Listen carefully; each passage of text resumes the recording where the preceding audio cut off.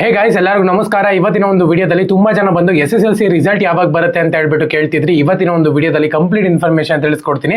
ಇನ್ನು ಚಾನಲ್ಗೆ ಸಬ್ಸ್ಕ್ರೈಬ್ ಮಾಡ್ಕೊಂಡಿಲ್ಲ ಅಂದ್ರೆ ಸಬ್ಸ್ಕ್ರೈಬ್ ಮಾಡ್ಕೊಂಡು ಪಕ್ಕದಲ್ಲಿರುವಂಥ ಒಂದು ಬೆಲ್ ಐಕಾನ್ ಕ್ಲಿಕ್ ಮಾಡೋದು ಮರಿಬೇಡಿ. ಸೊ ಮೊದಲನೇದಾಗಿ SSLC ಸಪ್ಲಿಮೆಂಟರಿ ಎಕ್ಸಾಮ್ಗೆ ನಾವು ಪಾಸಿಂಗ್ ಪ್ಯಾಕೇಜ್ನ ಪ್ರೊವೈಡ್ ಮಾಡ್ತಿದೀವಿ.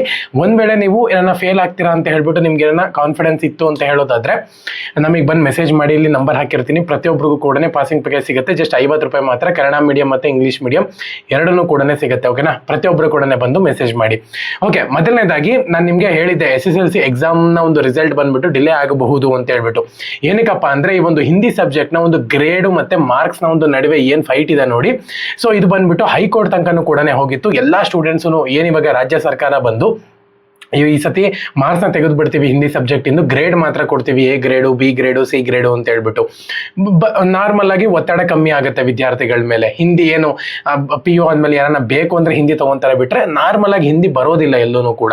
ಸೊ ಹಂಗಾಗಿ ಅದನ್ನ ಕಮ್ಮಿ ಮಾಡಬೇಕು ಅಂತ ಹೇಳ್ಬಿಟ್ಟು ಈ ತರ ಮಾಡಿದ್ದಾರೆ. ಬಟ್ ಇದ್ರಲ್ಲಿ ಒಂದು ನೆಗೆಟಿವ್ ಏನಪ್ಪಾ ಅಂದ್ರೆ, ನೀವೇನ ಕೇಂದ್ರ ಸರ್ಕಾರದ ಏನನ್ನ ಕೆಲ್ಸಕ್ಕೆ ಹೋದಾಗ ಇದು ಹಿಂದಿ ಅನ್ನುವಂಥದ್ದು ತುಂಬಾ ಇಂಪಾರ್ಟೆಂಟ್ ಆಗುತ್ತೆ.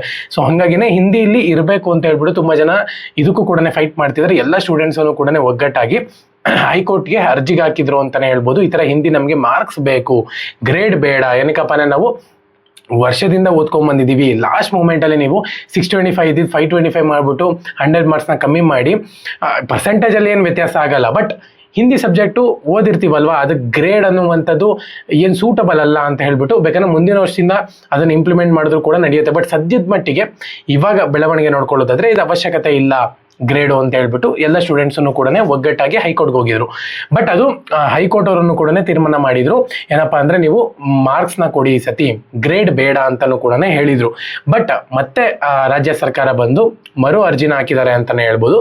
ಸೊ ಇದರ ಒಂದು ಅಪೀಲ್ ಅಂದ್ರೆ ತೀರ್ಮಾನ ಬಂದ್ಬಿಟ್ಟು, ಇದು ತೀರ್ಮಾನ ಮುಂದಕ್ಕೆ ಹೋಗುತ್ತೋ ಅಥವಾ ಇದರ ಒಂದು ಸ್ಟೇಟ್ಮೆಂಟ್ ಬಂದ್ಬಿಟ್ಟು ಆಲ್ಮೋಸ್ಟ್ ಸೋಮವಾರ ಅಥವಾ ಮಂಗಳವಾರ ನಡೆಯುತ್ತೆ ಅಂತಾನೆ ಹೇಳ್ಬೋದು ಹೈಕೋರ್ಟ್ ನಲ್ಲಿ. ಒಂದ್ ವೇಳೆ ಇದರಲ್ಲಿ ಫೈನಲ್ ಆಯ್ತು ಅಂತ ಹೇಳೋದಾದ್ರೆ ಸೋಮವಾರ ಅಥವಾ ಮಂಗಳವಾರ ನಿಮ್ಗೆ ಒಂದು ಫೈನಲ್ ಸಿಕ್ಬಿಡುತ್ತೆ. ಸೊ ರಿಸಲ್ಟ್ ಯಾವಾಗ ಅಂತ ಹೇಳ್ಬಿಟ್ಟು. ಸೊ ಸದ್ಯದ ಮಟ್ಟಿಗೆ ಸೋಮವಾರ ಅಥವಾ ಮಂಗಳವಾರ ತೀರ್ಪು ಬರೋ ತನಕನೂ ಕೂಡ ವೇಟ್ ಮಾಡಬೇಕಾಗುತ್ತೆ ನಾವು ರಿಸಲ್ಟ್ಗೆ.